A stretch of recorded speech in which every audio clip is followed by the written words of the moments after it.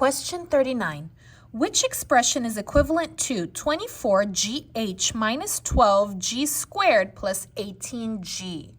Okay, so as you can see here, it looks like I changed this to have parentheses like this. So what does that mean? That means that I factored. So we're going to have to go ahead and factor. So I'm going to show you two ways to answer this question. The first way will be factoring, and the other one will be with the distributive property. All right, so let's go ahead and do it with the factoring, which is the fastest way, really. So take a look at these numbers right here. I have three numbers, 24, negative 12, and 18. What is the biggest number that I can divide all three of these by? Okay, so obviously I can divide them all by 2. I can also divide them all by 3. And I can also divide them all by 6. Okay, so the biggest number that I can divide them all by is 6. So how we're going to factor, and let me go ahead and just write that word down, is you're going to open some parentheses. You're going to put what is the same, what they have in common outside, what they have different inside. So I said that I can divide them all by 6, right? So I'm going to put 6 outside.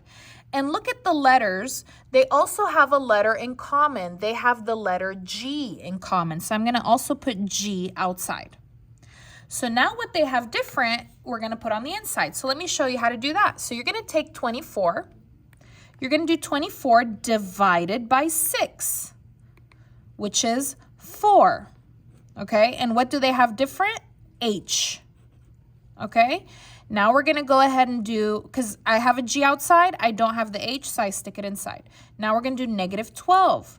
Negative 12, you're going to do divided by 6. That is negative 2. Here I have 2 G's. I have 1 G outside, so I need to put 1 G inside. Okay, now we're going to do 18. 18 divided by 6. 3, positive 3, and I have 1 G, it's outside. So this would be your answer here. Now, why did I do divide?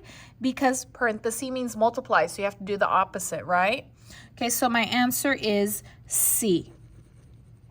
Now, let me show you how you can check your answer, okay? So I will use the distributive property to check my answer. I'm going to go ahead and just do it right here. So let me go ahead and copy this, and I will show you how you can do the check. Okay, so it looks like I have 3 parts inside the parenthesis. 1, 2, 3. Parenthesis means multiply. So I'm going to multiply. 6 times 4 is 24. Copy the letters GH.